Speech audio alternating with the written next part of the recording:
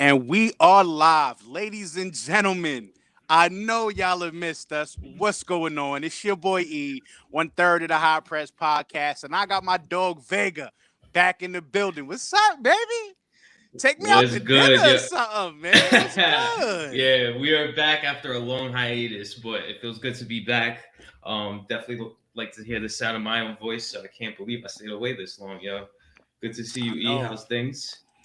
Everything is everything, man. Yes, we definitely have taken a long hiatus. It's been about a year, bro. It's been about Yeah, a year since we put out like a show and all that. I mean, obviously, with the whole pandemic and I've been working a lot. You've been, working a lot. My cousin is in Chicago, so he's not always readily available. yeah. But it is what it is. We back though. We back and we We talking here. We transfer here deadline now. day, baby. Yes, sir. Yes, sir. Nice. So transfer deadline day. Do you want to start off with Everton or you want to start off with Arsenal? Because I feel like I you have mean, some stuff to get off your chest, bro. Arsenal is. We could start with Arsenal. Just like Arsenal's transfer window was notable because of what they didn't do, which is sign a single player. Um, a lot of the fan base is definitely mad about that. Definitely ready to burn Edu's house down. But yeah, I mean, my 2 cents is I would give it like a C minus if I had to say on the transfer window. I don't think it was necessarily a bad thing to not get everybody, to not get anyone. I think that's better than paying way too much for maybe a guy who's not that good because you were desperate. So yeah, I mean, I don't give it an F, but I give it a C minus, I would say. I mean, you guys did loan out. I think it was 11 players I saw. You guys basically loaned out your entire fucking bench. Yeah, I mean, I thought that was interesting because obviously they've had cancellations, but Arsenal's not in Europe. We shouldn't have more than 1 or 2 games a week the rest of the year. I think the craziness of the fixture schedule is kind of easing off for them a little bit. So, I mean, it's definitely a tight rotation, but I imagine, I mean, it seems like they might be able to get away with it. Knock on wood. I mean, well, you did bring in some guys. You brought in two guys for Major League Soccer.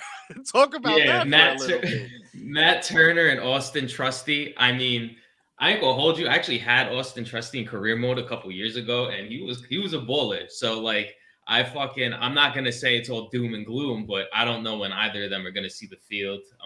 I mean, Turner will probably be your long term backup for Ramsdale, because I think Leno's gonna be gone soon. And Trusty, I don't know that they're calling it money laundering because he came from another Cronky owned team, and I'm Right, not right, inclined to right. disagree. That definitely feels like an accounting book balancing maneuver, but it is what it is. Maybe he can contribute, but I see him on the in the loan army for the near future. Yeah, I mean, well, granted, Turner is on the U.S. national teams. He was just playing in these He's past starting, yeah, recent he's playing, qualifiers. yeah, Great Major League Soccer goalkeeper. It was definitely interesting to see him go to Europe, though. And Trusty yeah. is a very good physical defensive center back. The kid does have talent. I think he has Is something to offer. I'm not like I think his anonymity is not doing him any favors from like a fan base point of view, but yeah, I do think he has something to bring to the table with his athleticism. and Major League Soccer has been exporting a lot more players to Europe, mainly Germany and other Yeah. leagues like Austria and Belgium and stuff like that. But you know, there has been a lot of pretty good success stories to come out of MLS. So, you never know. And Trusty is still young. I believe he's what, 24, 25, somewhere in that area. Yeah, yeah. So I mean, most of the MLS transfers go to like the mid-grade leagues. No disrespect, Belgium, Netherlands, Germany was a top-tier league, but usually don't see as much success in England. But I think because of the success they've had in the other smaller leagues around Europe, I think that you'll see more teams take a chance on young American talent. It's definitely good to see.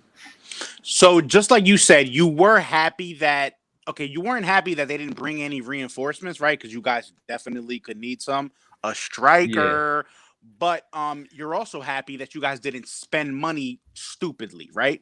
And because yeah. that's generally what Arsenal does a lot of the time. But how do you feel about not bringing in anybody up front? Because you guys really struggle to score goals sometimes. Yeah, I think me and everybody else is going to tell you the same thing. It's time for Martinelli to move up top. Reports from the Dubai training camp say that he has been working out at as a number 9 in training. So I think the entire fan base is clamoring for it. It's time. I think we've seen enough from Lacazette. I think he's a great team player, but he doesn't have the production that you need for a day in day out number 9. And, yeah, I mean, and it's Don't option, don't talk about Eddie if Troops is in the building. If Troops is in the building, do not talk about Eddie. That's not his man. He does not fuck with Eddie much at all. Yeah, he ain't doing too much. But I know Everton signed 2 guys for the same exact position. What do you think of Everton's moves in the transfer window? So shifting over to Everton. One, we brought in a coach. First of all, that I think that was one of our biggest signings of the window. Got Rafa Benitez the fuck out of here. 1 win in 12 games. Just horrible. Not gonna cut it. We did bring in Frank Lampard, who was out of a job after being let go from Chelsea. I like Lampard.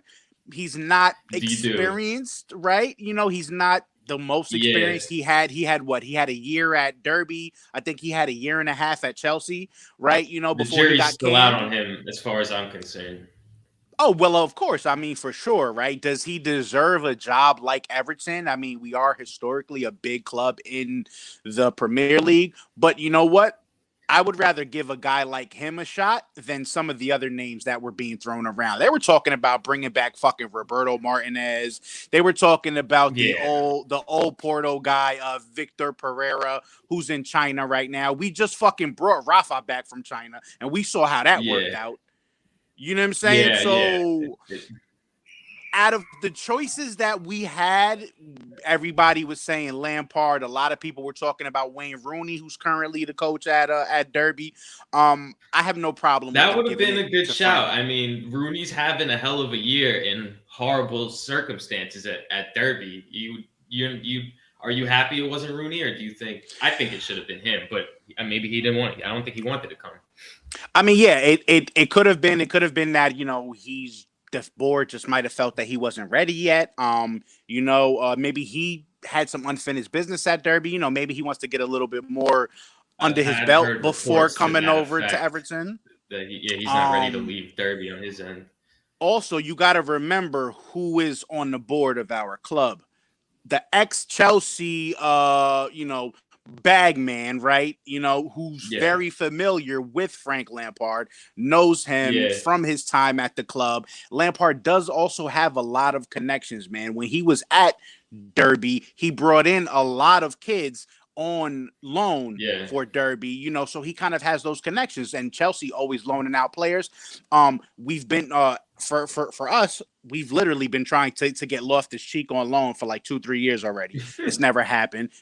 Maybe with Lampard, they might be able to kind of say, hey, you know what? We didn't trust whoever the fuck you had. We didn't trust Silva. We didn't trust Carlo. We didn't trust Allardyce. We definitely didn't trust Rafa, but we'll trust Lampard with our young goods,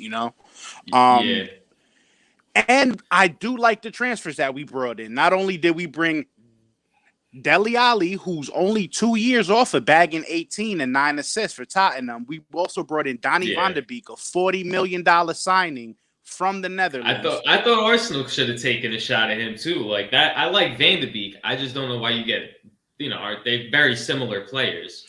They are very similar players, but you know what it is that currently right now in our midfield, we have a lot of injuries. Also, our midfield has been horrible the whole game. We have our best midfielder right now, Abdoulaye Doucouré. He's out for about 4 weeks, I think, with a injury. Tom Davies is out. All we really have fit is Andre Gomez, my man, the Brazilian Tasmanian Devil, right? And other than that, that's it.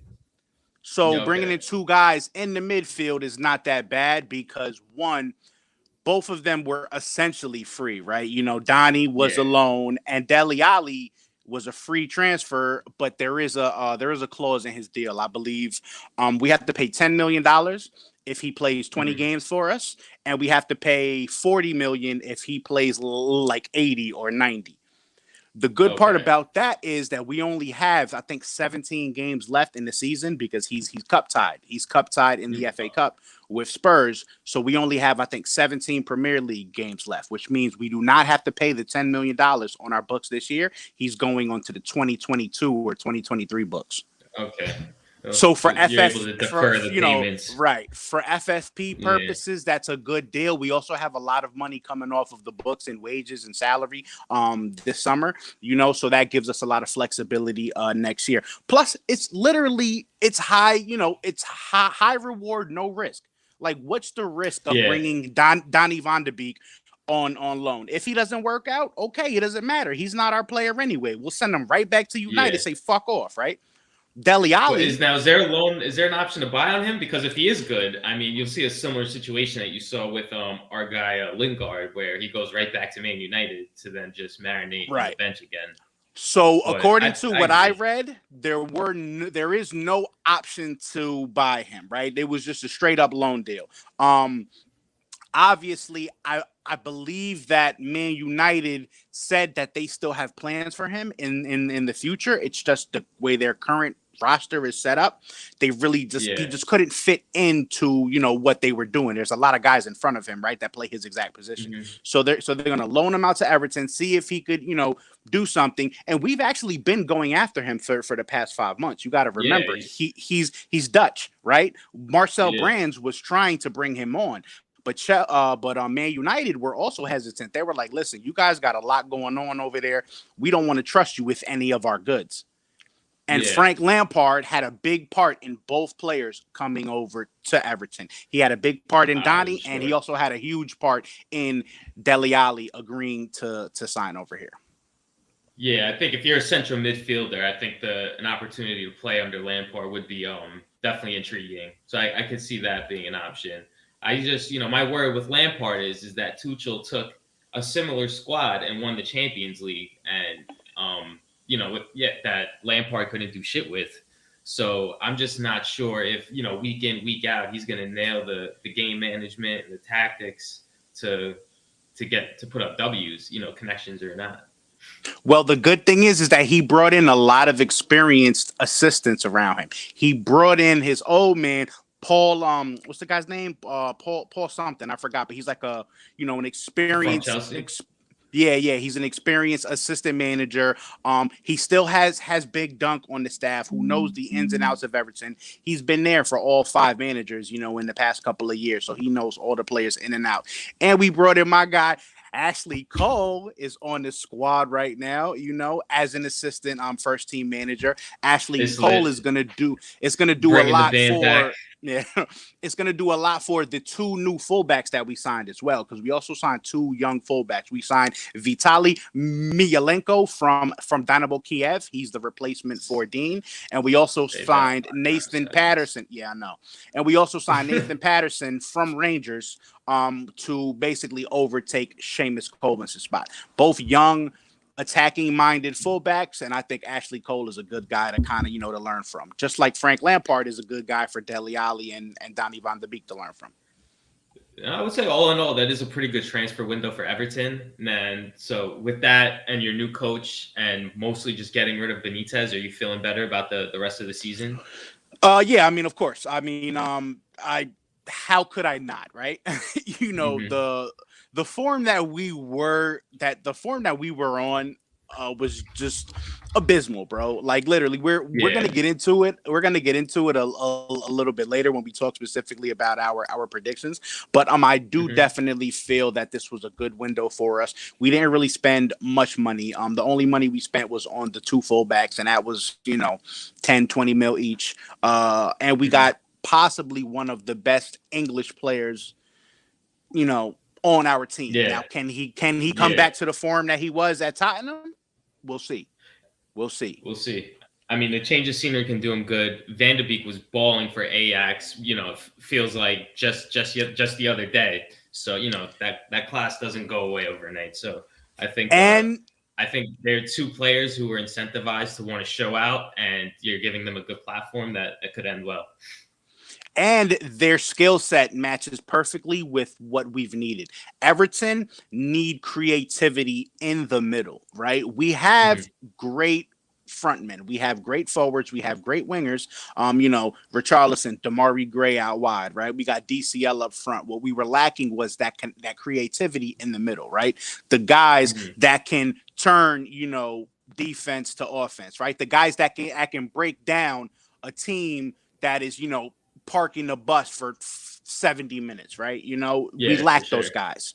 We don't have anybody on the team that can do what Dele Alli does one-on-one and what Donny van de Beek brings to the squad. So those are very integral pieces, and I'm very, very, very interested in seeing how Frank Lampard is going to mix and match them into with what we already have. Hmm. No, it should be good. So no relegation. I don't think we're going to get relegated. No. I don't think we're going to get relegated. Although, I mean, I guess we can get into the predictions. I am extremely, extremely scared though, and I'm going to tell you why. Mhm. Right now, we're currently in 16th place. Right, I think we're like 5 points ahead of the drop zone. Um, the reason I'm scared is because we've dropped so many points under Benitez. Since Yeah. October, we've only won 6 points in 13 matches, bro. Yeah. No, Six that's not gonna points. do it. We've dropped points to Watford, we've dropped points to Brighton, we dropped points to Brentford and Norwich. Hmm. Those are 12 points right there that we should have counted in our books. If we get those 12 points, instead of being 16th, we'd be 31 points. We'd be 8th right now on the table, Wow. possibly talking qualifying for Europa Yeah, spots. you're where you usually are. Where like Exactly. that's Everton territory for sure. But under Benitez since October, we were 1 win, 3 draws, and 10 losses in that span, bro. Our only Hmm. fucking win was versus you guys when Damari Gray hit the That was a hit the banger. bing bong Yeah, off the I post, remember that. Yeah, But yeah. it's Of course, it's it was us. crazy. It's crazy to almost go 3 months in the Premier League without a dub, bro. That's ridiculous. Yeah, Like, yeah. No, um, that's not gonna and do it. And the reason that I am very, very, very, very scared is because our next 3 games are pretty simple, right? Coming up, we have, let me see, I'll tell you right now. Coming up, we have Newcastle, which should be a dub. We have Leeds. It's hard, but it could be a dub. And we have Southampton. If we don't pick up 9 points from these games, look at the rest of our schedule, bro. We got Man City, Spurs, Wolves, Watford, West Ham, Man United, Palace, Liverpool, Chelsea, Leicester, Arsenal. Where the fuck are we getting a dub out of the Yeah, rest of those games?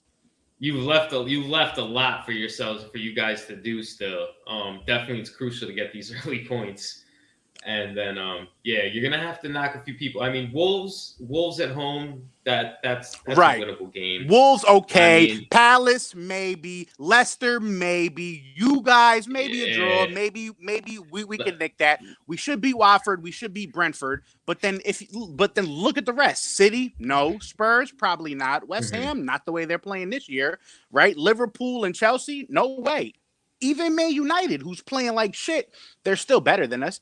So it's going to be yeah. very, very, very crucial for Everton to pick up at least 7 of these next 9 points, if not all 9. You really didn't leave yourselves like any room for error with the Bro, rest of we the we season. yeah, that's what I'm saying. We literally we fucked ourselves in those 3 months under Yeah. Rafa, where we dropped all those points.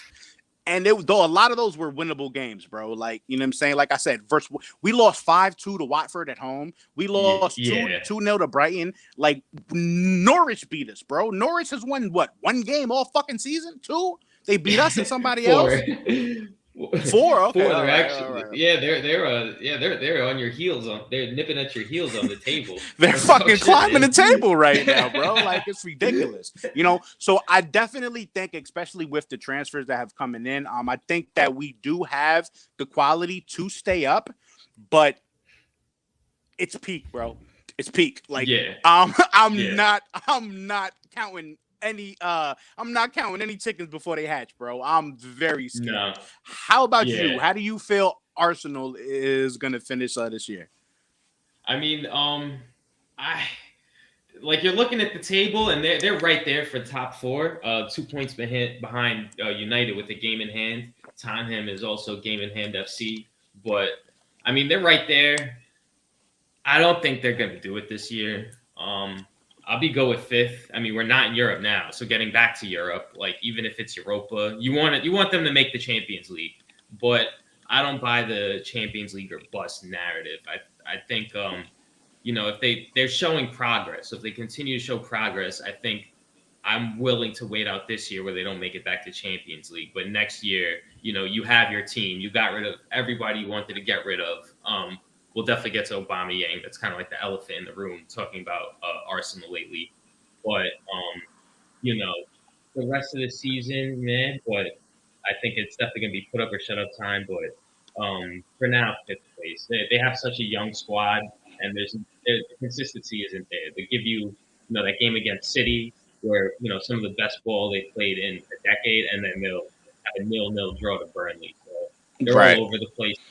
That getting straightened out this year for them, where I see this team and I see them in the Champions League. I don't. I mean, but to be honest with you, for all the shit that has gone down versus Arsenal, to all the points that you guys have dropped, to still be in sixth or seventh, and you know what I'm saying, to still be in We're contention. there. We're there. It's We're not that fucking bad, there, man. and It's not that I bad. mean they have a goal to shoot for, and they're gonna go for it. But it's the fucking Arsenal. They're gonna end up losing some bullshit game. Let's see their schedule. Like Villa on the road just seems like that's Tough. a game Arsenal just That's fucking rough. loses. Yeah. Brighton, like it just you don't always they're not I don't know if I trust them yet. I love to watch them. I love what's happening with this young team, Right. but I don't know if I trust them yet. But I mean, it's there's a lot to be excited about though. I mean, I make that sound negative, but I like the moves that they did. I think it was time to move on from Aubameyang, and I kind of Really? like the squad that they're going with. Yeah. Now, hold Absolutely. on. Now, do you think that not that he got a raw deal, but do you think that he was mistreated on his way out? Uh, With him not playing a bunch, him being your best striker and not playing because I guess he might have had, arguments with Arteta or the board or whatever. he deserved a goodbye. Like I think there's still it really was an ugly departure, and it's a shame. But do I think he was mistreated? No. The word is that he's had a lot of chances, and he had a lot longer leash than the rest of the team. He's the fucking guy on the team, and he was treated as such. And Right. for and apparently he's still pushing it. As the captain too, that's not. I don't think he got mistreated. I think he earned that shit, and it's still a shame, and it's sad the way it ended, and it's sad that there's so much bad blood because I mean I was the fucking guy, Pierre. He held it down through some dark times, but yeah, he wasn't mistreated. To answer your question, now, I think you can see a clear delineation between before and after he signed that thing in 2020, where he signed the ting. He was at a 0.66 goal per match average before that. Absolutely cooking. After he signed the deal, he goes down to 0.32. So for reference, Henry career is a 0.57. Aguero for his career is a 0.59. And Suarez, yo, did I lose you? Oh shit. I think we lost E.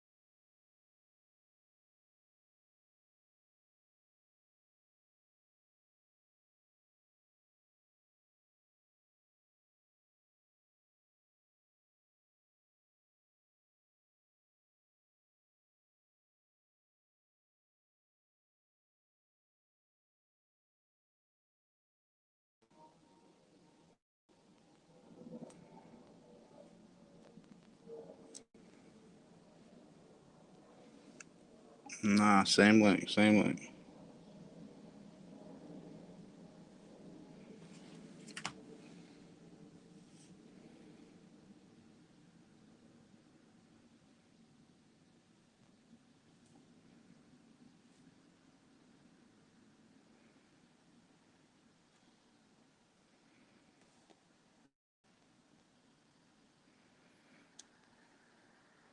Oh, it looks like we still back. Oh, we here.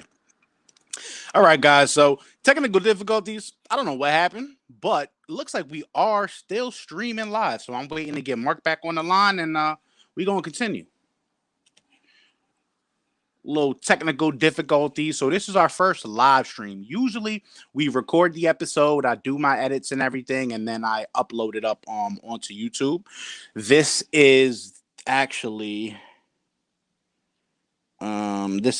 the first time that we're going live. So bear with us. My apologies. I think Mark is in here though. There we go. Add to stream. So so it looks like we were actually still streaming. So it's good because it says 26 minutes on my ticker. So all right, so right back into it. I was just telling the people we did have some technical difficulties. This is our first time actually streaming live. Usually, we record, I edit it, and then I upload. So, we just trying something new for 2022, you know what I'm saying? But anyway, back to what you were saying about Aubameyang. Yeah, so Aubameyang, when he first arrived, it was midway through 2017 to right before he signed that deal in September 2020.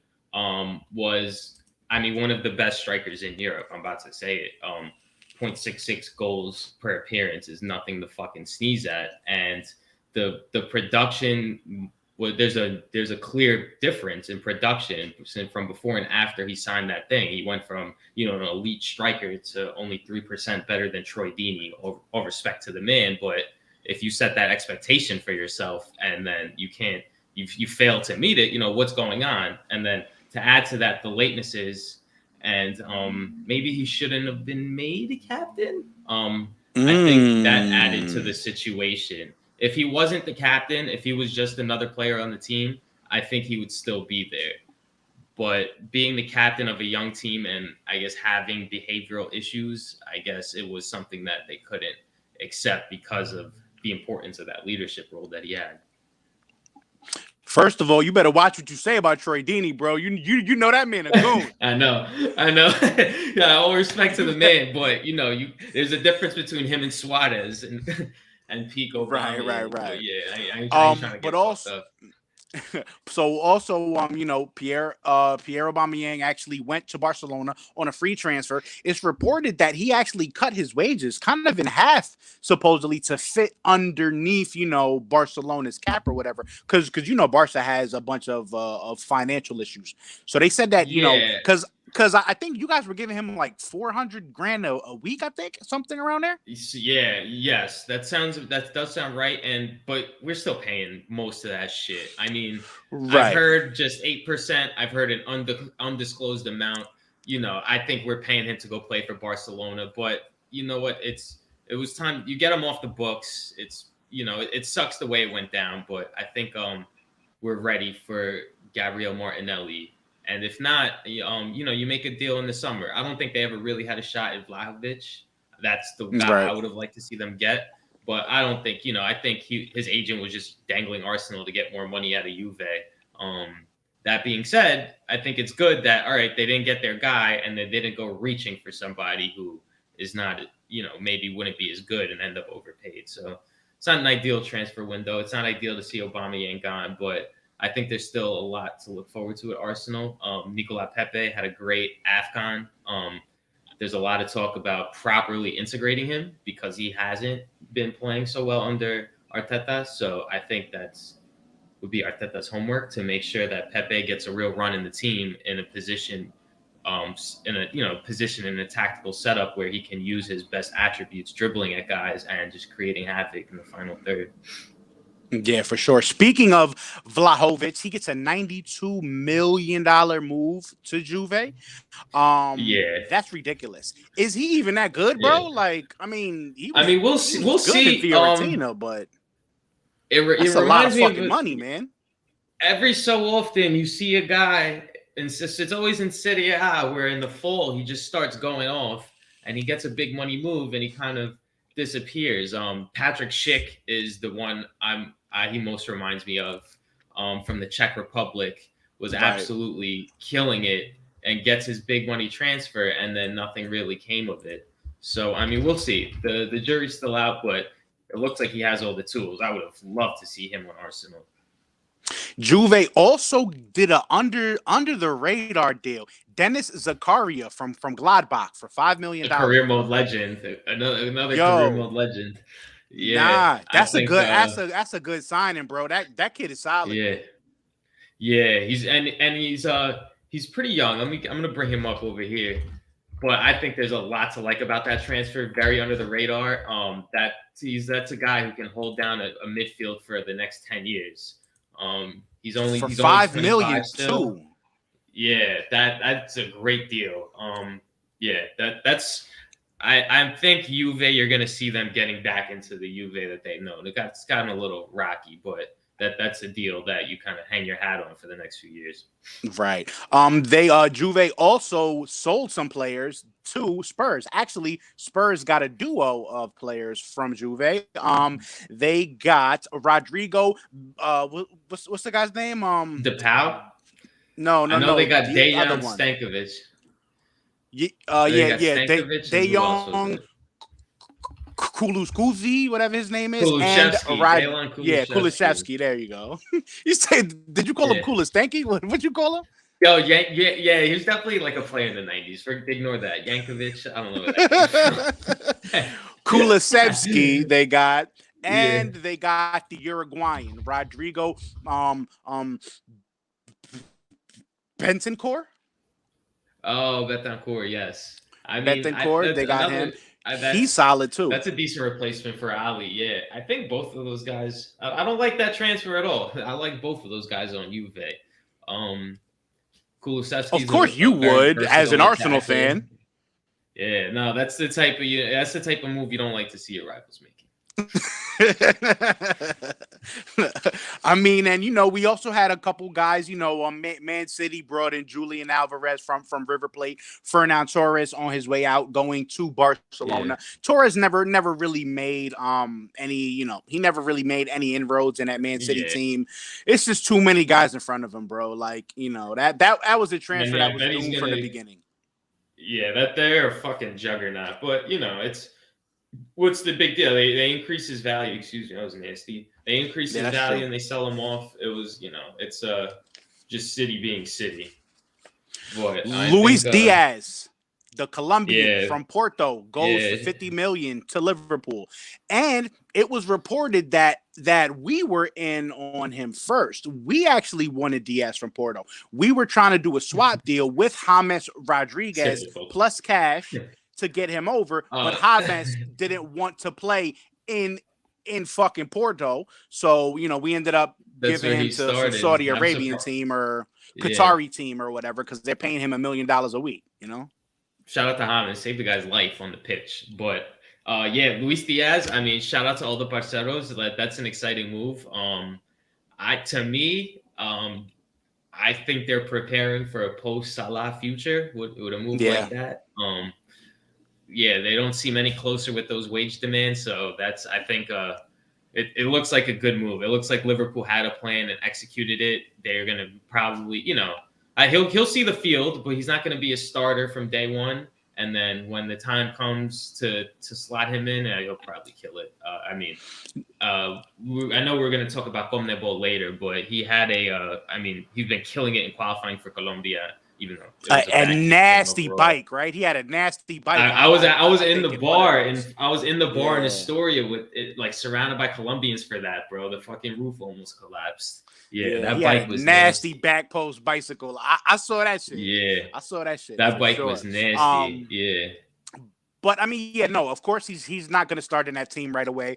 But Klopp, man, he's of the same mold as Jota, as Mane. You could see how you could already see how he fits into that team. Yeah, they have a system they want to play. Yeah, they know the pieces that they need. Yeah, those two fucking guys ain't going. As long as the coaches stay, those two teams ain't going fucking nowhere. Yeah.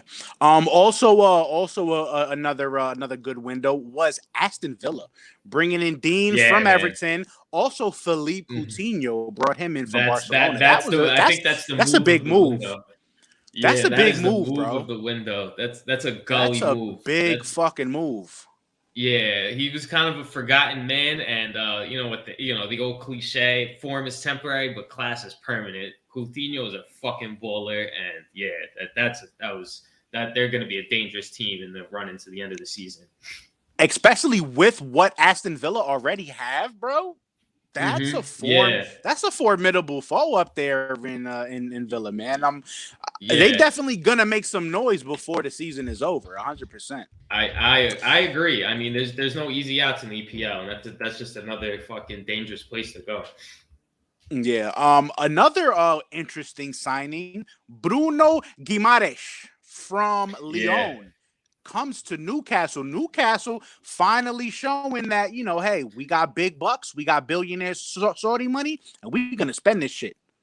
yeah. That's an auspicious beginning to the new era at Newcastle.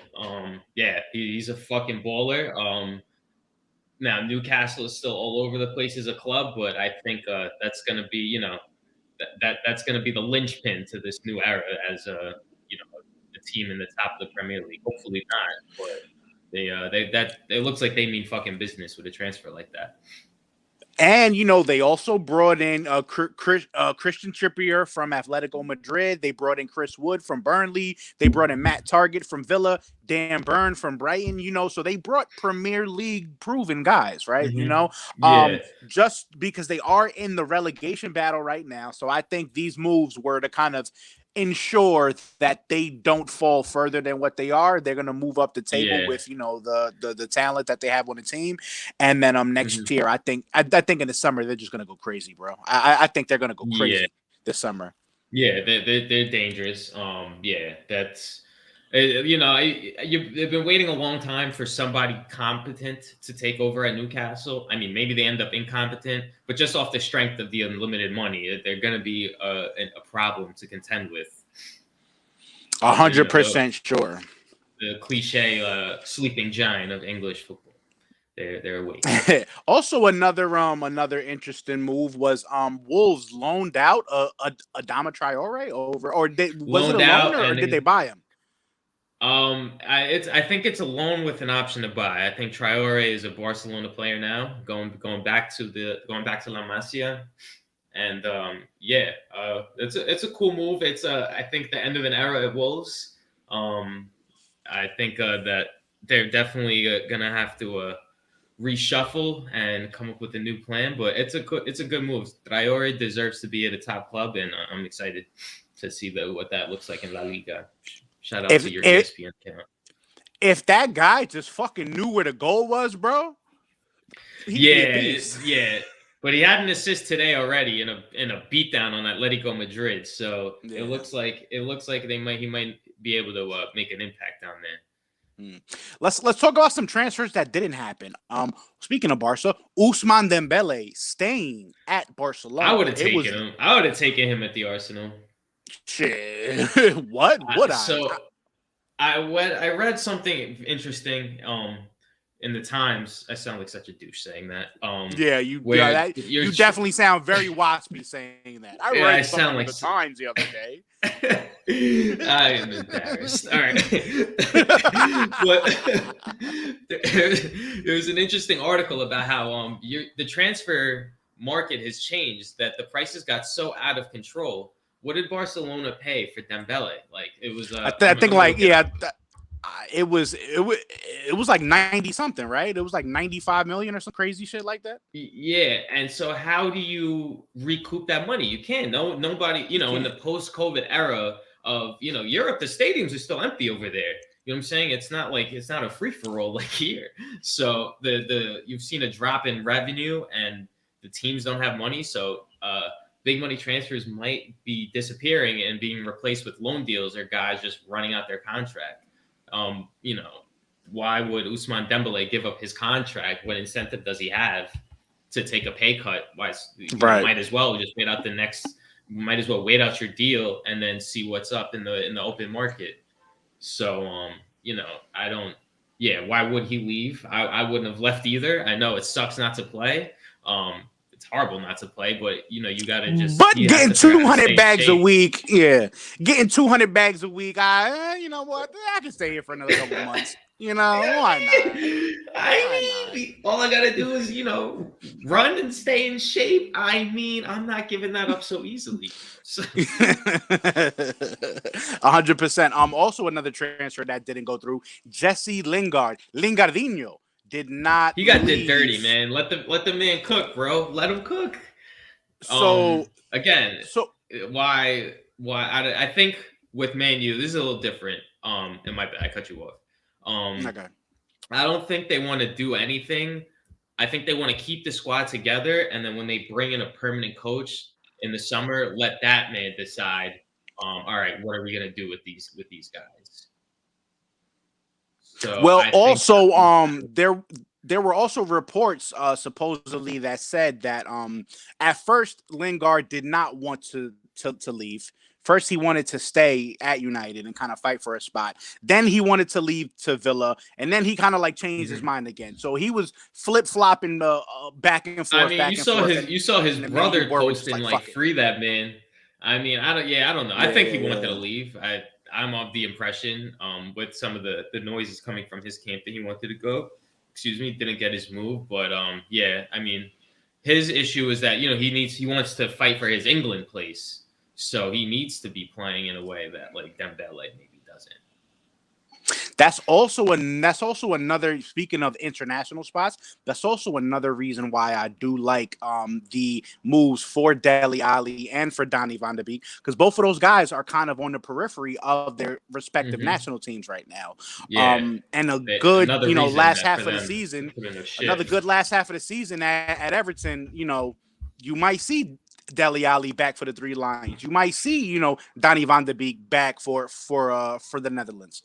So that stuff is definitely motivation that fans might not necessarily think of when they think of players. But these guys want to play for the shirt, And I think when you were referencing Lampard, being integral and getting these deals over the line, you imagine that that's what he's telling them.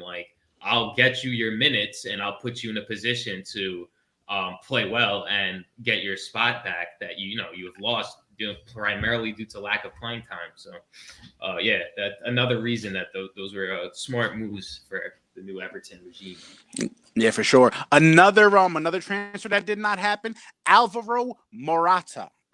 Looks like he's on the outs at Juve. I mean, he hasn't been doing well. He's been in and out of the team, and they just signed a $90 million striker. Reports are that he does want to come back to Spain. Supposedly he's eyeing back going to Barcelona. But Barca just signed Aubameyang, so it's does Barcelona want do they want him? His iffy. I think he might drop down a tier. Maybe he signs for maybe Villarreal, an Italian team. If you want to go back, Villarreal, Sevilla. One of those. Sevilla, Betis. You maybe drop down a tier, which these are good teams. But Sevilla is, I think, second in the league right now. Right. I think he does something like that because the market for him at that top echelon of European football, I think, is dried up. Yeah, it's pretty much over. He's one of those guys that had a lot of promise when he was at Real. And then kind of, when he kind of left, it was kind of all downhill. Such public struggles. I think it would be good for him to kind of drop a little bit out of the spotlight and kind of rebuild his game and regain his confidence. So I think that was, again, the transfer market it was not a lot of teams willing to commit a lot of money this transfer window, and I think his deal was a casualty of that. Right, but what about the rumors saying that Kylian Mbappe has agreed to personal terms with Real Madrid? I feel like he's ever since he signed the fucking PSG deal on a Monday, and since Tuesday he's been linked with Real Madrid. The fact that he hasn't, he's entering the last 6 months of the deal at PSG and he hasn't re-signed yet. I think he's wearing white next year for sure. Well, supposedly, the rumors are that he's been offered £50 million a year, which comes out to about Yeah, $960,000 a week, $4.2 million a month to play at that's it. Real That's Madrid. yeah. He's getting NBA money. Nah, good for the young man. So, I mean, to be fair, it's not like PSG couldn't pay him that much. Right. If they could fucking triple it if they wanted to. But I think he wants to. He has a personal ambition of playing for Real Madrid and putting on that shirt, and he's just gonna go do it. PSG seems like they're still tripping over their own feet trying to reach that top level, and I think he's ready for a new change of scenery. But now, just like you said, so this has been for the past 2 years. So I believe last year, Real Madrid put in $180 million offer to get Mbappe when he had a year left on his contract. PSG turned it down.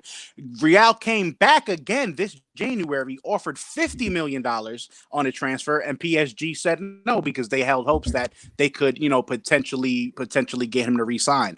Do you think that was Yeah. bad business by PSG?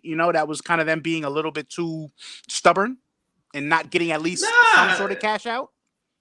no, because they don't. They're not on the same economic playing field. It's not a fucking team. It's a sovereign nation, bro. It's oil money. No, oh, we didn't get our 50 mil. This shit don't matter to them. They could eat. They could eat not getting a transfer fee. So nah. I mean, ordinarily, yeah, maybe you let the guy go. Like with Fiorentina, they let their guy go to another team in the same league. A team like Fiorentina, yeah, Right. you sell your guy. You sell out because you need to get a fee. A team like PSG, nah, I don't give a flying fuck. I'll get a fee. So he's definitely playing in the Bernabeu next year, huh? 100%, 100%. That's gonna be crazy. That'd be crazy, Yeah. man. All right, so let's move up. Let's move over to some of the international World Cup qualifiers that have going on. Do you want to start with South America first, or do you want to start with North America first? Up to you, bro. I'm with whatever. All right, so let's start with South America first. It kind of ties into some of the players we've been talking about. CONMEBOL, South America. Right now, they did have a few games last weekend. Right now, as the table sits, Brazil is in first place with 39 points. Argentina is second with 35. Yo, third place. Where is freaking these guys coming from, bro? Ecuador? Where's Ecuador? How the hell is Ecuador in So third right now in CONMEBOL? they've had a few down years. I'll admit I'm not as familiar with their team as like I have been in that when they were qualifying for World Cups. But I mean, it's good to see some new blood at the top of the table. I think Ecuador has been profiting off of, and I'm sorry to my peoples, or not my peoples, but my homies. Colombia's misfortune, losing that game to 100%. Peru in Barranquilla is Yeah, is that was rough. unforgivable. I think Yeah, I that was think they rough. blew their whole campaign right there. So I mean, Ecuador has definitely earned their spot, but I think they definitely benefited from some underachievement in other places. So they're in third. Uruguay is in fourth right now, comfortably at 22 points. And I believe in CONMEBOL, the top four automatically qualify for the World Cup, and then the fifth place team goes into the intercontinental playoff or The whatever. So playoffs. that's going to Twitter be right now. between Peru on 21 points, Chile on 19 points, and Colombia at 17. I think the most shocking thing, just like you said, is Colombia sitting in what? They're sitting in seventh right now, bro. Like Yeah, how? I think they just losing winnable games and not taking advantage of opportunities. I think the when they got so they needed Uruguay to lose, if I remember correctly. They needed some help for Uruguay, and the Right. first game of this past window. Do you remember who they played? Brain fart. Colombia. Let me see. Colombia. I don't know who they played, but I do know that Uruguay won both of their matches this round. They beat Paraguay, and then they also beat Okay. beat Venezuela. They actually beat the dog shit out of Venezuela. They beat them 4-1. So I know that. I know that Argentina won both matches. Brazil won both matches as well. Actually, Brazil and Argentina are both undefeated in qualifying right now. Yeah, Brazil got 12 wins and 3 draws. Argentina got 10 wins and 5 draws. So basically, those two are bar none the top 2 teams of the group, and then 3, 4, and 5 is going to be split up between I guess Ecuador, Uruguay, maybe Colombia can make a late run, but the way they've been playing is just hasn't been good, man. And yeah. we You were just don't talking see it for. about Luis Diaz and everything like that, but they don't just have him. They got Borja, Yeah, they got Cuadrado, right? Like they got a lot of guys on that team. James, Falcao, like you would think I that they think would be the able to drama beat of Peru and Chile. James being in and out of the team, because like you've seen them in some games where James is out of the team and they're crying out for like that creative player who can Right. unlock the defense. Because I mean but now last minute desperation bring James back in, and he doesn't fit in that well, and they're still not getting enough production on offense. So yeah, they're in trouble. Colombia lost their first game to Peru, and then they lost the second game to Argentina. Both So 1-0.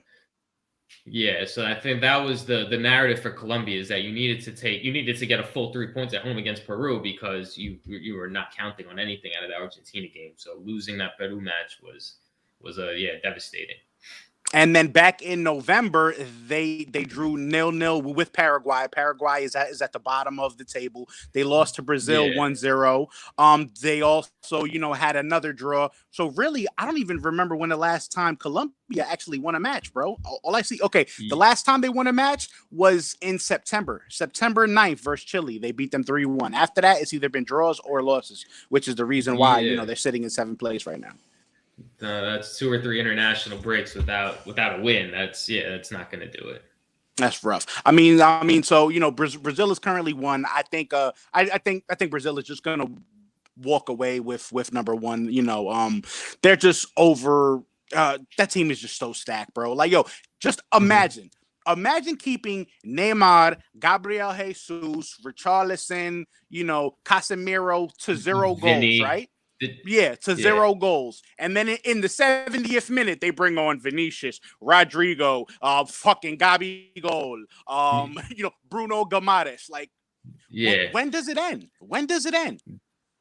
They have a good team. I mean, they're definitely, they're always a danger going into a World Cup, but they look particularly dominant recently.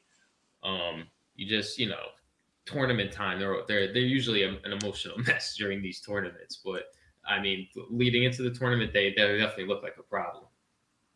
And then going to number 2, Argentina. Argentina, like I said, they haven't lost all qualifying.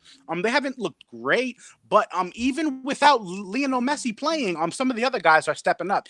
Either Lautaro Martinez or Angel Di Maria have scored goals in 5 of their last 6 matches. So, it just goes to show you that even if Messi isn't, on his shit that day, or if he's injured or whatever, they still have enough quality on that team, right? Martinez, Di Maria, Giovanni Lo Celso, right? They still got enough guys to get them through, and they're definitely going to qualify easily. They always have, they're 10 points up on 3rd place Ecuador with the game in hand. I think Brazil and Argentina are both, ticket stamped. We're going to Qatar. I think Argentina benefited from finally getting a piece of silverware with this generation. 100%. Yep. Yeah. And I think they look more relaxed, and they finally, they don't have this pressure weighing on them that they've had, so they can show how talented they are. Some of the best attackers in the world. I mean, Lautaro's as good as anybody, as any number 9 in Europe. Messi, I don't know, what can I add about Messi and Di Maria? I think playing with Messi is almost like underrated as a player, because he's been, playing with Messi internationally and Neymar for club. Right, and the club. Yeah, I think he's actually is sneakily underrated because he does nothing but produce for club and country. Yeah, for sure, man. All right, so out of those 5th place teams, Peru, Chile, Colombia, and Bolivia out of nowhere, which do you think eventually comes out on top? Because to me personally, I think that Colombia and Chile are probably the more talented teams of the group. Yeah. But I think Peru is the best team. Like from 1 to 11, how they play. A lot of those guys have been playing together, for years, right? They play a certain style of football that's not necessarily pretty, but it is effective when it comes to, these tough South American qualifiers and shit. They have a system, and they have been together for a long time. This group of players and this manager, Ricardo Gareca. And so I think they're a team that knows what they want to do, and they fight for the shirt, and they're as good as anybody. So I do see them. I agree with, because of the qualities that they have. I think they're in the driver's seat to qualify for that playoff spot. But they can't. I think there's still a shot for Colombia maybe to recover, maybe not. But for Chile especially, I think they will challenge. They're not going anywhere. Yeah, man, for sure. Should be very, very interesting going forward though, to see that fifth qualifying spot. All right, let's go over to North America. Let's go over to CONCACAF. The number one team in CONCACAF right now is Canada. I know, even without Davies, absolutely like fucking shit up, and stylishly too. They're a problem. This past window, they went 3-0. They beat Honduras 2-0. They beat the USA 2-0, and they didn't even look like they had any trouble with us. And they beat El Salvador 2-0 as well. Canada is definitely improving, man. Especially, and they got sneaky guys up front, bro. Jonathan Davis, Kyle Larin, on top of Alphonso Davies. Don't sleep on Canada, man. I think. Excuse me. Bless you. I think they're the best team in CONCACAF. I think they've already upended their previous reputation and fucking stamped their authority over the region with this past window. They went into Mexico and got a result in the Azteca. This team has come together like that, but they look like they will not only make the World Cup, could even get into a knockout spot. They are incredible, and they're balanced. They have Jonathan David, like you said, is one of the best young strikers in Europe. Kyle Larin, I think because he plays in Turkey, he doesn't. Nobody really, exactly. He doesn't really get that much time. Attention to him, but he's a crucial player for Besiktas, a Champions League club. So they got talent, they have experience. They're an issue. I think they are a clear level up. And you know what it is? They're very good defensively as well. They don't they literally sit back, they invite the pressure, and then they bang you on the counter because they do have those speedsters going forward.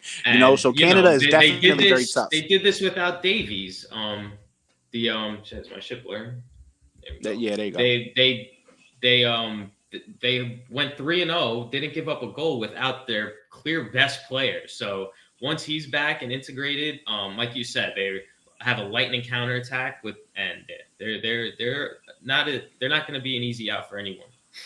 Yeah, for sure. And then we have a USA and Mexico 2-3. They're both tied on 21 points, but we are ahead on goal difference. The USA actually went 2-1 during the window. We beat El Salvador 1-0. We lost to Canada, and then we just recently beat Honduras 3-0.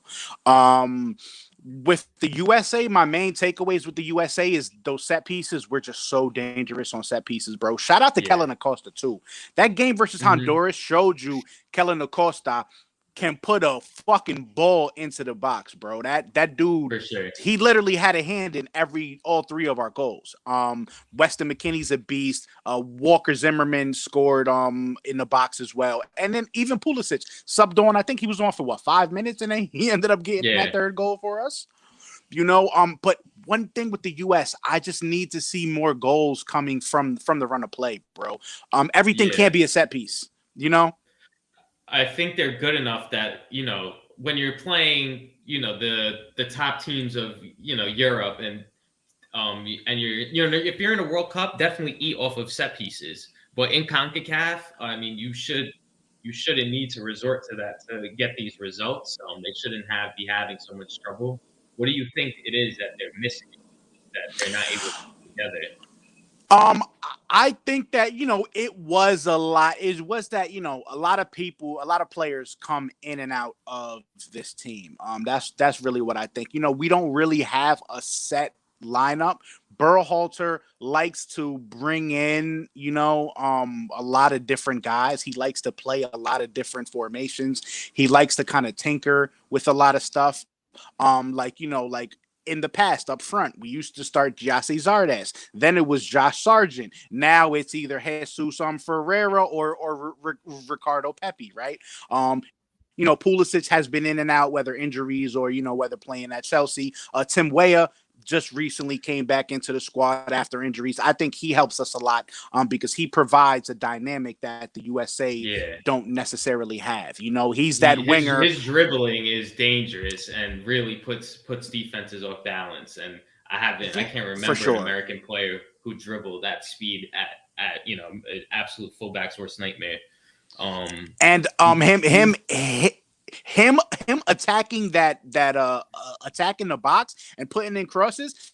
He's not the best crosser, right? A lot of his stuff does get deflected, but when that goes, so I think he had 4 crosses that went out for corners, and I think we scored on 1 or 2 of those corners. So like I said, USA is dangerous on set pieces. So having a guy like Weah in there that will win you those corners allows us more opportunity to get our center backs, our big guys, our Walker Zimmermans, our John Brookses, our Miles Robinsons, our McKinneys, allows them to get in the box and score off of corners. Do you think are you worried at all that it seems Berhalter doesn't know what his best 11 is, especially going into this next international window, which is you have to go on the road to Mexico and Costa Rica? Do you think he should have a settled best 11 by now? The World Cup is this year. I wanted him to settle on the fucking starting 11 2 years ago. You know what I'm saying? He's been doing this shit. Me personally, as you know, we've talked about this several times. I'm not a big Berhalter guy. He treats the national team like a club team, right? Like he treats them like they have all of this time to come up with these, to practice these intricate, systems that he likes to run and all of these tactics and say, bro, these guys are with you fucking 3 weeks out of the year, and you over here trying to reinvent the wheel. We have some of the best players in CONCACAF. Just put the guys in the right fucking position, roll the ball out, and let them do what they got to do, man. Yeah, you almost don't have to. These guys are all playing in the top leagues of Europe. I mean, they almost just put them in a formation and put them in a position, let them do what they do best. I think he does overcomplicate it. I mean, I don't know. Yeah, it seems like he just doesn't have it for this top. He's never been in a World Cup. I don't know. I'm not sold on the guy either. I mean, I definitely think we're going to qualify this time, not like 2018. I definitely, I mean, we're in second in the group right now. I think we're almost, I think we're 6 or 7 points clear of, the 4th place team, which is Panama. I believe it's Panama and Costa Rica. They're battling for that 4th spot, which is the intercontinental playoff. And then after that, it's pretty much it. So I definitely think we're going to qualify. I just hope that he, plays Reyna with Weah, with Pulisic, with Pep. You know what I'm saying? I hope he just doesn't try to do some Greg Berhalter shit where he's playing Tyler Adams, out of position, or some dumb shit or fucking playing. Put your best players out there in Put your best players out there in the positions they feel most comfortable in. Run a fucking 4-4-2. It's international ball. I don't think these guys need too much instruction at the CONCACAF level. I don't think that you really need to go that hard to beat. They should El Salvador. They should have played El Salvador off the pitch. It ended up being an easy win, but it just seemed like there was something missing in the final third. Right. And that's been that way, for a while now. USA fans have been complaining about us, lackluster results. We get the W's, but we're supposed to get the W's versus these clubs, right?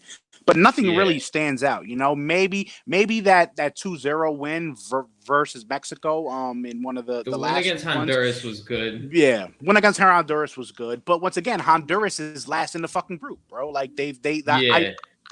I don't think they've won a game in qualifying yet. So we're supposed to.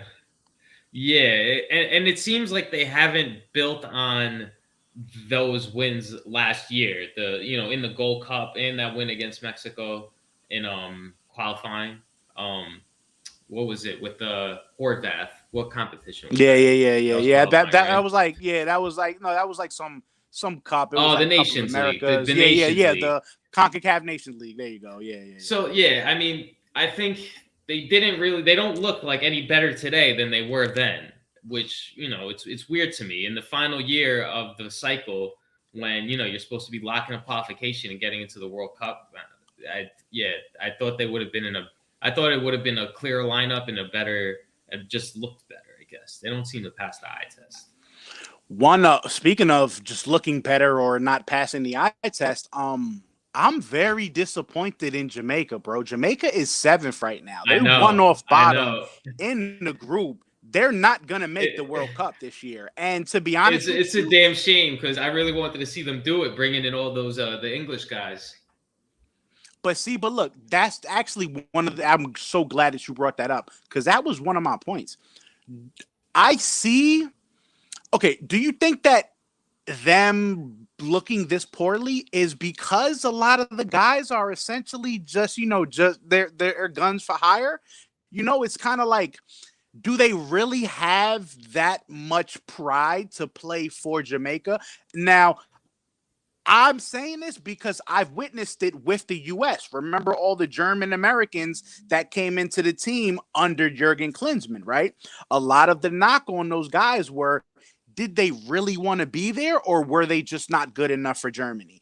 And I think Jamaica is going through the same thing. You have Leon Bailey, who waited until the end to, to align himself with Jamaica only because he realized that England or Germany weren't going to call him up. Same thing with Andre Gray. He played, youth with England, only came up, I think, in 2018, 2019. Same thing with Ravel Morrison, right? Same thing with them with this guy from West Ham, the striker with the braids. What's his name? Um, Mikel Antonio. yeah, exactly the same thing. Once again, he's even said it in interviews that he was still hoping for a England call up. He was called up twice, I believe, in friendlies, but he was never capped. And that's the reason why he switched over to Jamaica. So it's like, to me, it's like, yeah, these guys are playing for them, but are they only playing for them because they can't play with their teams that they really want to play for? You know what I'm saying? Like, is it kind of one of those things? What do you think about it? I see it. To be honest, when it was Klinsmann's guys back then and now, I don't buy that narrative. Like how does one quantify that? How do you know like they're not like how do you know it doesn't mean as much to them? Like, you know what I'm saying? Like we don't talk to these fucking guys. I think it's more of a situation that the game is different here, and if you're not like it, and you need to have some experience with it to get used to it. And so I think, not it's is it like the same technical level as European football? Obviously not, but I think there's an adjustment. It's enough of its own unique beast, CONCACAF international football, that like you have to learn how to play that type of game. And I think that takes time. I just don't think you can bring a team together like that in one cycle and in one qualifying cycle and immediately have success. They have to learn a new system, a new style of play. And I think it's harder than it gets credit for it. So I think it's more just keeping it on the field is where the difficulty is, more than anything about like commitment. Like I never bought that with the German kids, and I don't think it's the case now. They had to agree to fly halfway across the world every international break and fly back. I don't think you sign up for something in the first place it's like that if you're not committed. Like, why get on the plane then? That's true. That's true. But I just thought that it was a very interesting parallel. Because I did. Yeah, I have seen a lot of people with the German Americans, saying, are they really playing for the shirt? And a lot of kind of people are saying that Jamaica, yeah. it looks like they kind of just going through the motions, and the guys don't really want to be there. Excuse me. You know. I So thought it it. was I just thought a, it just was a question. hogwash then. Yeah, I think. So in a similar vein, I just don't. My point before was that I think it just takes. It doesn't take 4 years. It takes Time, 8 right? years Yeah, to bring a exactly. Yeah. team together. So to that point, I think. Let me bring up the table again. El Salvador has done something similar to where they reached into their diaspora population and are bringing guys back. They have guys from Holland, all over Europe, and so I think in the next cycle, as they've hired a full-time scouting department, international scout for the first time ever. So I think you will see where that this approach of bringing in your diaspora guys needs more time to marinate. So they're, I think, a very minimal shot of making it to this World Cup, but I think in 2026 you might see that type of strategy pay off for them because they have 8 years to do it. I don't think most of these guys from Jamaica aren't going to be back the next cycle. None of those the German American guys stayed after Klinsmann got fired. So I think El Salvador in comparison will have more time to organically develop and mold these guys into a national team. Yo, that story from El Salvador was dope too, because it was actually a fan. Like it was just an El Salvadorian fan. He took it upon himself to scout players, and he was literally contacting guys and everything. The Dutch guy referred to Enrico Dueñas. He found the sister on Facebook and was like, "Yo, are you guys like y'all El Salvadorian? Because I want to talk to your brother." And he's the guy who became the scout, like you said. So I think they're building. You have to build an infrastructure. It's international football. I mean, even at the CONCACAF level, like it takes time and investment and experience. It's not something you can just show up and do. 100%, man. But shout out to El Salvador. That is a dope. Yeah, that was a dope story. I definitely saw that. Yo, like this. Yo, this dude took Football Manager to a whole nother level, fam. Yeah, like, for real. And it was almost less football and more just like they just needed somebody with the idea to do it. So I really hope it pays off for them. I mean, I'd love to. They deserve it, man. They deserve to have a good national team. It's a wonderful country, wonderful people. For sure, man. Speaking of another good story, Senegal just today lifts their first AFCON trophy. Shout out to Senegal. Absolute congrats. First one ever, right? Yep, first AFCON ever. Shout out to my man Czech, yo. Matter of fact, my man Czech is from Senegal. Matter of fact, I'm 6% Senegalese. If we gonna go pull back, that card down. We gonna pull my Ancestry.com card. You know what I'm saying? We gonna pull my Ancestry.com card. You know what I'm saying? According to Ancestry, I am 6% Senegalese. So they were my team that I'm going in for AFCON, and they did it, man. They did it. They beat shout out to all the Senegalese uptown for sure. They won today on penalties, right? I believe it was 4-2. Yeah. 4-2 and it penalties. And it was both of the Liverpool man, right? It was Mo Salah for Egypt versus Sadio Mane for Senegal, and Sadio Mane came out on top. Yeah, I ain't gonna hold you. I was watching like on an illegal stream from the Middle East, and like I missed I saw the first 2 kicks, and that shit kicked out. And by the time I got the connection back, like the Senegalese were running around celebrating. But shout outs to them. Definitely love to see it. Matter of fact, look, hold on. One of my boys, Czech. He's actually in Senegal right now, and he sent me a video. He sent me a video of them bugging out in Senegal. That's gotta be lit as fuck. That's gotta be in the dope. Streets right now. They going off right now. Nah, that looks like a party and a half. It has that element of danger that like you want for a good party. I fucks with that. Like, people are just in the streets. Cars are just fucking passing through. I'm pretty sure I heard guns going off too. Like, okay.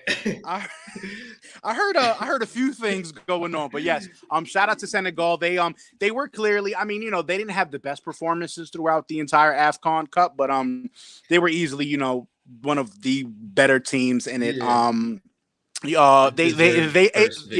They definitely played it. I think Sadio Mane finished the tournament with 3 goals and 2 assists.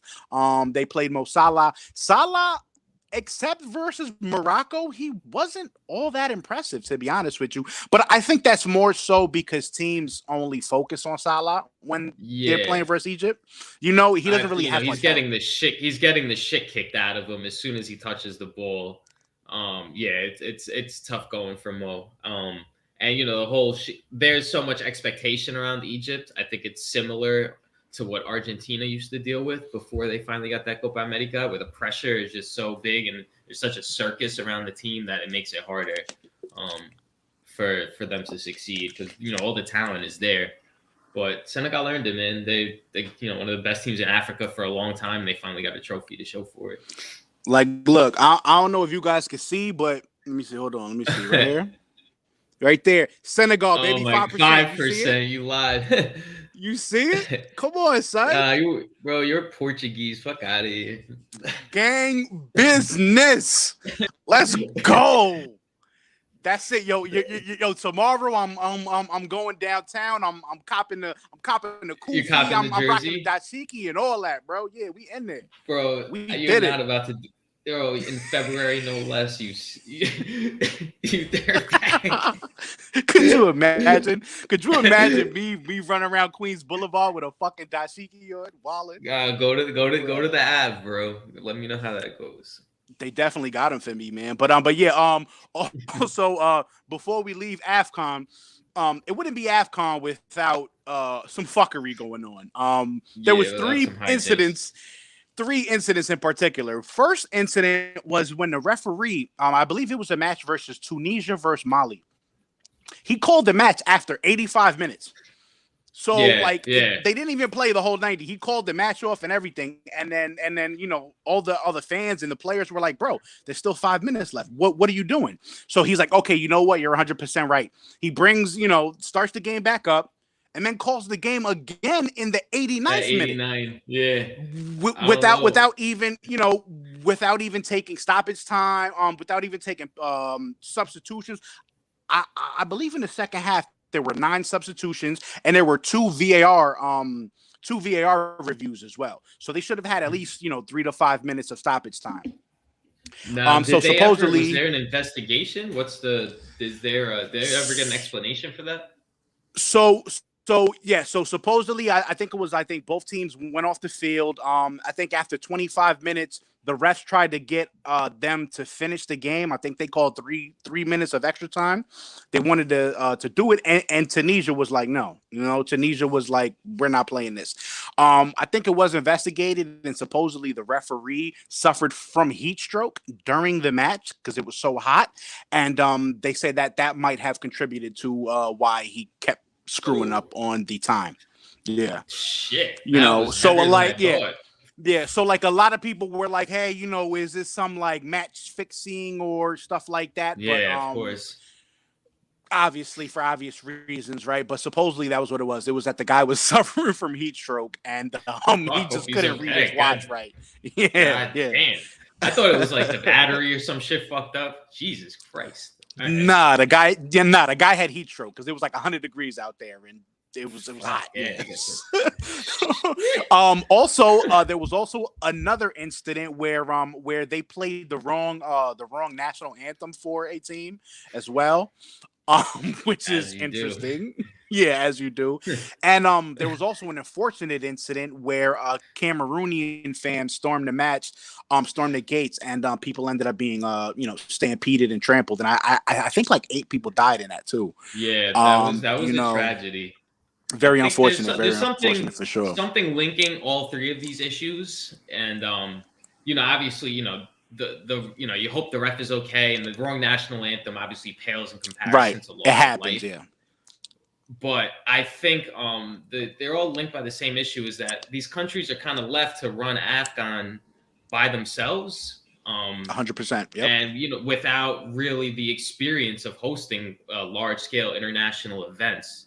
So I think all 3 of these issues could have been nipped in the bud if for FIFA and the African Confederation to kind of take ownership of this. It's an international tournament. And in countries that, are, have a deficiency of experience and, sometimes infrastructure to hold events like this. So I think you got to kind of see them take charge. Like, we're going to hold AFCON, but I think FIFA has to come up with some money and, send some officials down to help run the tournament, when it occurs, so that these things don't happen again. Very well said. Very well said, sir. But yeah, once again, shout out to Senegal. Big things, you already know, man. Yeah, shit for them. All right, so another couple of topics before we leave. There was some interesting developments with my man Brentford striker, Mr. Ivan Toney, My man's wilding on spring break. who apparently loves wilding out in Dubai. So if you guys don't know the Yeah. story, Mr. Toney went viral on a video on social media where a girl, I guess, was filming herself, and she was filming herself saying "fuck Brentford," and then she pulled over the camera to him, knowing that he plays for Brentford, and he was like, "Yeah, fuck Brentford." Yeah, Like literally. he was saying anything. He was wilding on that. And obviously that got back to Brentford, the staff and everything. He had to issue a apology, and his statement went like this. It said, I am aware of a video of me that was published on social media today, taken in Dubai when I was on holiday during the winter break. In the video, I used language that was unacceptable. The video was cut short, and so he said they cut the video short and they chopped it up. Supposedly, he says, but I have to accept the impact this has had and realize I should not put myself into this position. So according to him, it was a little nefarious, right? The video does end abruptly after him saying fuck Brentford, right? So he could have been like, Mhm. nah, I'm just playing Brentford all day, but obviously Yeah, the girl wanting to go viral, right? Because you only make a yeah, video like that unless you want to go viral. You know what I'm saying? And you yeah, had a malicious intent all along, so it could have yeah, very well been cropped and edited. But just like he said, you can't do that, bro. You can't. Come on, yeah, come yeah. on. I You don't know, you care know how better than much you that. wanted to. I don't care how much you wanted to fuck Ivan. You can't. You can't do that, bro. Yeah, You yeah. I fucking up think the bag, homie. yeah, I mean, listen, he comes back and scores a few goals. Ain't nobody gonna remember that shit. It is what it is. I think, apology accepted. You move on. It is one of those things that English fans do take like very seriously. But I don't know. To me, like, yeah, he said it. He didn't mean it. Clearly, didn't mean it. And score some goals. We'll all move on. I mean, I think he was And already gonna get a big money. I don't think he really feels big that money way. transfer anyway. There's just Yeah. that the transfer's going to happen, but it won't be that come because of this. Yeah, idiot, but he'll be all right. It was funny because actually on this weekend we actually played Brentford, and some of our fans were taunting him. They were singing, he fucks who he wants, he fucks who he wants, Ivan Toney, he fucks who he wants. That's During horrendous. And you literally heard it, like you heard it during the match commentary, like he fucks who he wants, Yeah. Ivan Toney, he fucks who he wants. Yeah, you open your mouth up, you get a chant like that. It'll blow over, but nobody's gonna miss an opportunity in the meantime. Fucking hell. The things men do for some vagina, huh? God, That's all crazy. types of. Yeah. All types of fuckery going on. Also speaking of other fuckery, the Ivan Toney is a kind of a funny instance of what happens when men and women are involved. This next story, Mason Greenwood, is a very tragic Yeah. tragic example of what happens with between boyfriend and girlfriends or whatever. A lot of people, if you don't know, if you've been living under a rock, Mason Greenwood, there was his girlfriend released some pictures with a lot of bruises on her arms and her neck and and her legs, claiming that he's abusive. She also released recordings of him that essentially were him trying to force himself on her when she clearly did Yeah. not want to have sex with him. And it was just terrible, man. It Like, was a really tough listen. It was who the horrible fuck to raised you, bro? post. Like, who raised you? Yeah, I think there was a real cultural, not like if we're country. I think within the football world, I think there's kind of a culture of misogyny. Yeah, for That sure. and it's unfortunate. I hope this girl gets the support she needs. I mean, there's been murmurs that Greenwood's ego was out of control, but I mean, it was way more sinister and dangerous than anything we could have imagined. You know, all love and support to this woman, and I, throw him under the jail. That's fucking terrible. Yeah, pending investigation and all that bullshit. But yeah, that you Right. don't Yeah. I belong mean, anywhere so near yeah. football doing shit like that. So he is he after the after the videos and everything were released, he did get arrested. He is currently out on Yeah, bail awaiting investigation. A very similar situation to Man City with yeah, Benjamin with Ben Mendy. Mendy, similar situation. Now, this is just one reported case, and it's his girlfriend. Benjamin Mendy has been accused of, I think, 9 counts by Yeah, 6 women. there's more and more So, counts every day. yeah. He's a So dangerous so person. he was more of a serial kind of, Yeah, habitual line abuser. stepper. He's actually going on trial July 25th Yeah, for he's those 9 done. charges. We also had I in your club, we also had another similar instance of, of the homie, you know. I see. I don't really know much about, the whole, angry Arsenal fan DT thing or whatever. Oh But my he also god, had, yeah. he had the This case as fucking well. dude. In regards to, I think he was charged with kidnapping and assault, and they gave the guy 3 years. Like, Yeah, some yeah. serious shit is It was going like on here. they sentenced him, found out more shit, and then like gave him more years because it was like he Yeah, was moving wild foul. Yeah, another one. supposedly they Bye. gave Go him, fuck out of here. they gave him 1 year. He went to, I guess, to get resentenced, and then they ended up giving him 3, because they Yeah, said that, that he tracked the girl on some app. He found her in a hotel with yeah. another It guy. was like stalking and threatening her. It was real fucking Yeah, disgusting behavior. and like they said that, like, he said that he had her kid in the car and he tried to kidnap her, and the dude, he Yeah, beat up the dude and everything, and a lot of people were getting on, on AFTV and, and my homie Troops and all of that shit, saying that, oh, they still allowed the guy, but, apparently he didn't really tell anybody yeah. the severity of what happened. hmm Yeah, I mean, do you ask AFTV to get lawyers and investigate it? I mean, I don't have the answers, but you have definitely got to eradicate that shit from our game. None of that. Yeah, I'm for sure, man. Yo, gentlemen, we just got to get it together, man. This is it's a lot of instances of a lot of stuff going Yeah, on. Matter of fact, yeah, I'll go back to my club, with even, yeah. going on with the dude, what the hell is his name? Oh, with I'm totally Ziggy blanking. Sigurdsson. Sickerson, exactly, with the underage Yeah, women and all of that. It's just a yeah. lot going on in football right now. I And think you got to do some soul searching and figure out. I guess these dudes, they're young, they're rich, and then like entitled, and some of these dudes go off the deep end. Something that's got to get looked at for sure because people are getting hurt out here, man. No bueno. yeah, for sure, and then especially from, somebody like me. I grew up with 6 aunts, bro. Yeah, I don't tolerate, abuse against women at all. If I see that shit, yeah. I'm handling it. Pick on somebody your And own size, motherfucker. Like, for real. and it's time. You're seeing though the games like being dragged forward against his will. There's a team in Scotland, the Scottish Second Division.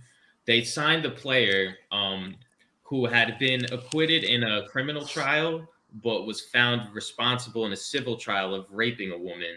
And they signed this person, and the women's team actually broke off from the club, and they ended up having to cancel the signing and apologizing to the fan base. So you Wow. see, people still don't get it, but at the same time, you see, with I think if enough people kind of make noise and raise attention that there is a problem going on, we can hopefully see this gone as soon as possible.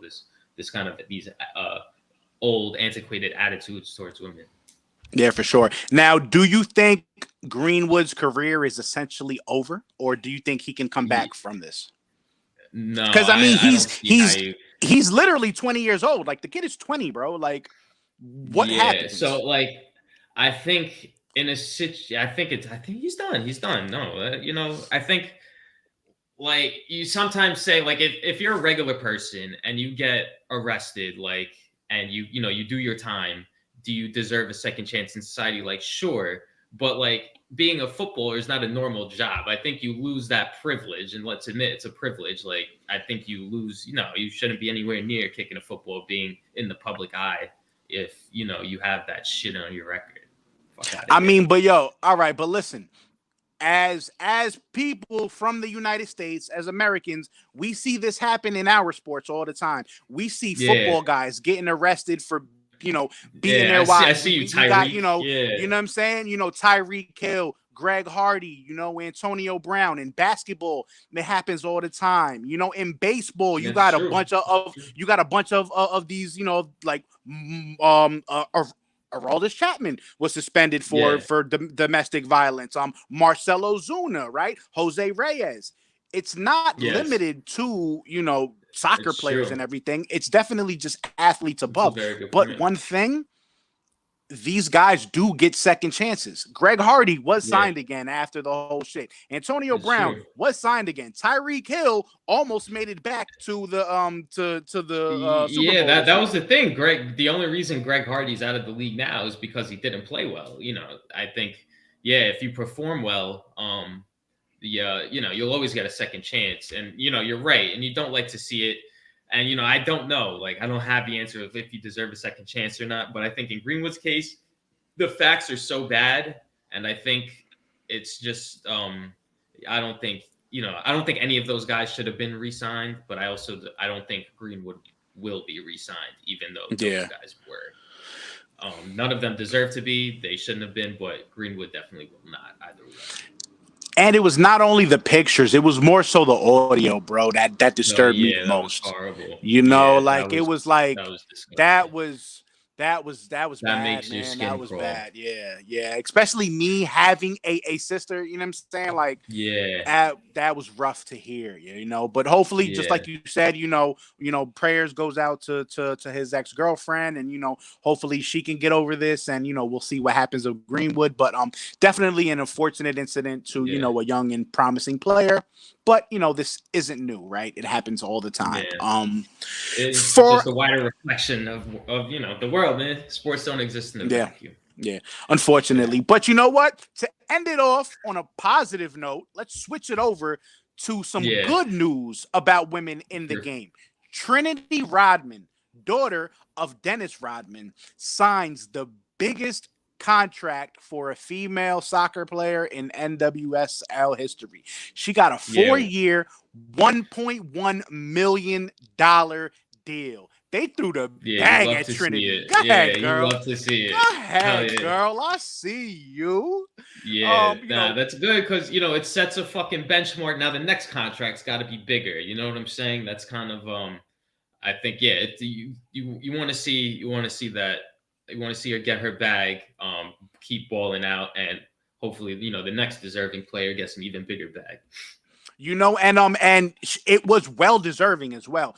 Yeah, She was she's nasty. so she was the youngest player ever drafted into the NWSL. She was the rookie of the year last year, right? She also led the Washington Spirit to their first NWSL title. So not only did she was the youngest to ever do it, she won rookie of the year and her team chipped up, right? And Hmm. now her new contract, she's making about 281,000 per year. Hmm. Her previous contract, she was only making 42,000 plus Yeah, housing. see the So like, yeah, yeah. so like they paid her 40 grand, bought her a fucking condo, and said, "Here, go ahead." That's like a Now, real like entry level, like I'm out of college yeah, job pay. Like yeah, that's for normal real. person pay. Nah, now she's getting paid the Now money she deserves. 281K a year, making more than Alex Morgan and more than Rapinoe, who make about 250 a year. And also the league as well. The league also signed a Hmm. new collective bargaining agreement, increasing the minimum salary about 43% to about $75,000. And Oh, I good. believe the minimum is now 35,000. So for women's Yeah, soccer, women, especially over here in the U.S., they've always, they've been rightfully so complaining about, unfair yeah. wages and all of that stuff like that. So it's just good to see that women's Progress is being made soccer, right, finally, is being made, slowly, for slowly real. but surely. Yeah, and also shout outs to the NWSL as well, just because that league is expanding, man. Not only Yeah. does it is not only is Serena Williams the owner of the team. What's that it's like some big tennis player. She also just bought a team as well. Did Not she? Serena, but like the young girl, the young Naomi American Osaka. girl, Naomi Osaka. She has a NWSL I team remember as seeing well. that. Yeah. So a lot of investment is being, invested into that league, and I just hope it just keeps growing, man. But shout out to Trinity Hmm. Rodman for getting your bag. Facts. It's crazy that Dennis Rodman's daughter is like one of the best soccer players in the fucking world, I right? know. Like, I mean, the it's wild. athletic gene is deep. They have a complicated relationship, but the genes are strong. Yeah, for sure, for sure. You know where she got that athleticism from. I'll tell you that because the Yeah, worm was a yeah, beast, bro. The yeah. worm was Facts. a beast, man. But anyway, before we close out, do you have anything else that you kind of wanna touch about? And Yeah. Shout out to my guy Silas Nwankwo. He just a young Nigerian player, 18 years old. He just signed a deal with the Swedish club Mjolby. But I'm gonna send you his name in the chat so you can Google image this man and tell me how old he looks to you. okay, hold on, let me see. His reported date of birth is December 12th, 2003. All right, let me see. Hold on, Silas who? In Silas in Kwang and Quango. NWANKWO.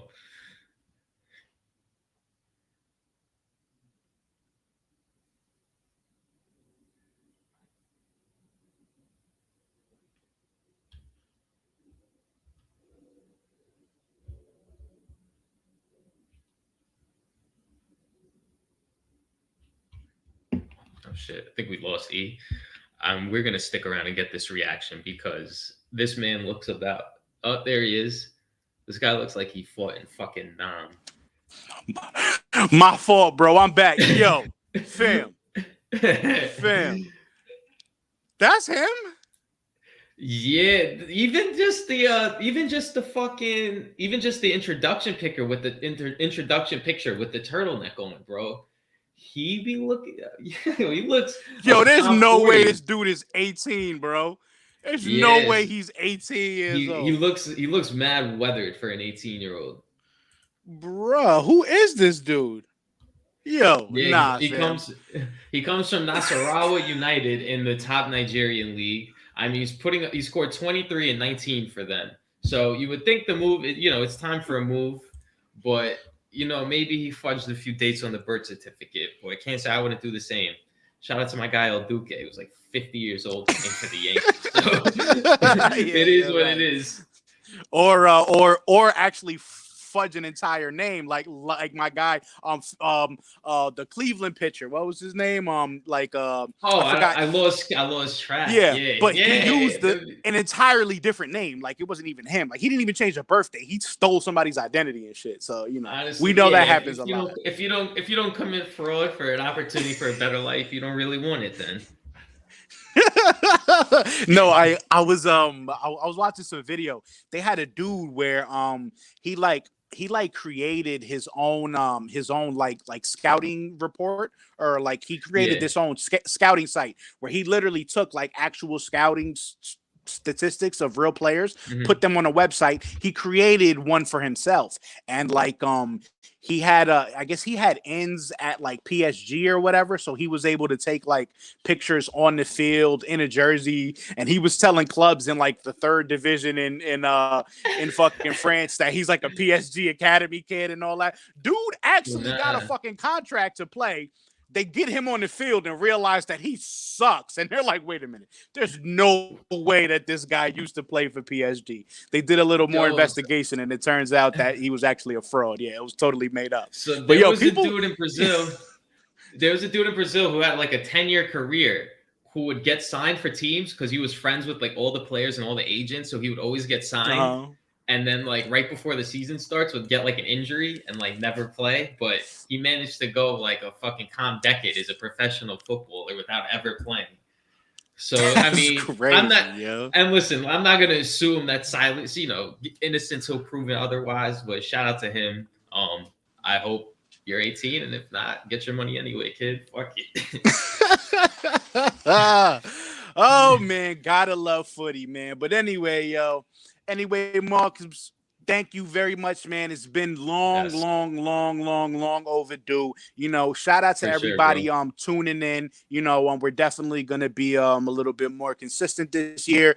Mark is back. My situation and my job is a little bit less hectic right now as well. So we're gonna be pumping out content, doing live watch alongs and all of that stuff like that. Yo, Mark, tell everybody where they can find you, bro. Bro, at Vega is valid on Instagram, at Vega is valid _91 on Twitter. Come find me, come talk shit. Yeah, man, it's good to be back. Definitely looking forward to talk to you all soon, yo.